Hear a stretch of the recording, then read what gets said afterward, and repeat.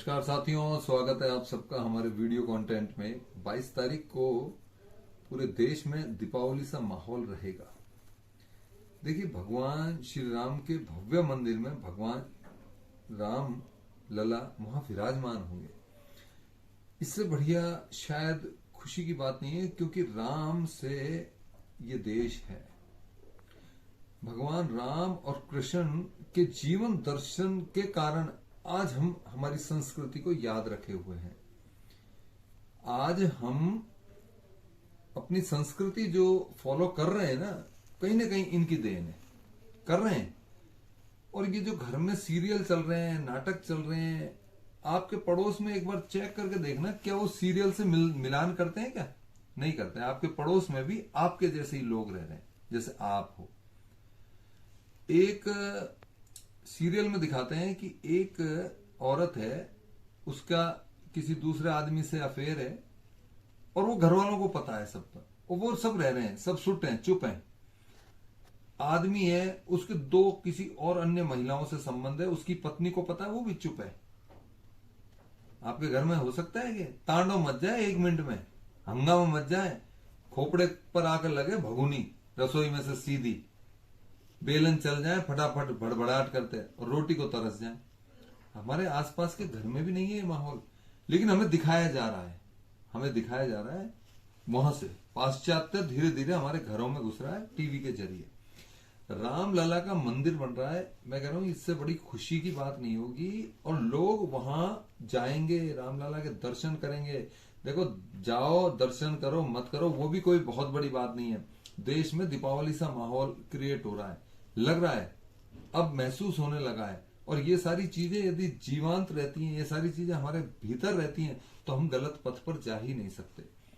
राम को मानने वाला आदमी गलत नहीं हो सकता। अंतर इतना सा है, आप राम को मानने के साथ राम के जीवन दर्शन को भी अपने अंदर बैठा लो, गलत नहीं होगा, आपसे गलत नहीं होगा। परंतु हम थोड़ा सा दिग्भ्रमित हो जाते हैं, भ्रमित होते हैं। उसके पीछे बहुत सारे रीजन है, कुछ माया है, कुछ हमारे प्रलोभन है, कुछ हमारे ये विकार हैं, काम क्रोध लोभ मोह अहंकार, ये परेशान करते हैं, डेफिनेटली परेशान करते हैं। लेकिन इन सब चीजों का बढ़ावा होना चाहिए, आडंबर ना हो, बढ़ावा हो इन सब चीजों का। जो दिखता है वो बिकता है, वो वाला मामला। यदि हमको भगवान राम नजर आएंगे तो कहीं ना कहीं हमारे अंदर भी भक्ति का संचार होगा। यदि हमें कहीं कोई भक्त नजर आएगा तो हमारे अंदर भी भक्ति का बीज अंकुरित होगा। लाउड स्पीकर की आवाज सुनोगे, उस पर भद्दे गाने सुनोगे, तो एक ना एक दिन उन भद्दों गानों को गुनगुनाने भी लग जाओगे। और लाउड स्पीकर चल रहा है मंदिर में और हनुमान चालीसा चल रही है, तो हनुमान चालीसा गुनगुनाएंगे। ये नियम है, ये नियम है, ये हमारी साइकोलॉजी है। हम जो चीज देखते हैं वैसा करने का प्रयास करते हैं, जो चीज सुनते हैं वैसा सुनने का प्रयास करते हैं, वैसा सोचने का प्रयास करते हैं। इसलिए भगवान श्री राम का भव्य मंदिर बन रहा है। 22 तारीख को मैं पूरे देशवासियों से आह्वान करूंगा, इसको दीपावली के रूप में मनाओ। भगवान राम विराजमान हो, वहां भी और यहां भी, हमारे मन में भी भगवान राम विराजमान हो। उनके जीवन और उनके जीवन चरित्र जो है, उनके जो आदर्श हैं, वो हम अपने जीवन में उतारें। मैं कह रहा हूं, भगवान जहां वहीं अयोध्या और वही सतयुग। बस अंतर इतना सा है, भगवान के वहां जाकर ढोक नहीं लगानी।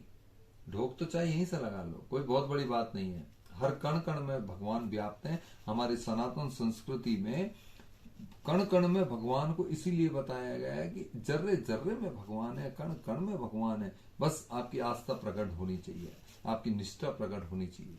देखा नहीं आपने, भगवान के अब तक के सबसे अनन्य भक्त प्रहलाद ने खंबे में से भगवान को प्रकट कर दिया। उसके पुत्र राक्षस हिरण्याकश्यप ने पूछा कि क्या इस खंबे में तेरा भगवान है? उनकी निष्ठा थी प्रहलाद जी की, उन्होंने कहा हाँ, इस खंबे में भी भगवान है। तो बुला तेरे भगवान को। भगवान खंभ फाड़ कर नरसिंह रूप में प्रकट हो गए। ये कोई मनमुखी बात थोड़ी, हमारे शास्त्र कह रहे हैं ये सारी चीजें।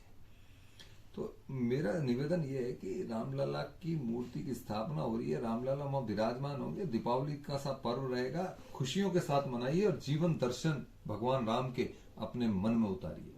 अपनी अगली वीडियो में फिर हाजिर होऊंगा, तब तक के लिए जय श्री राम।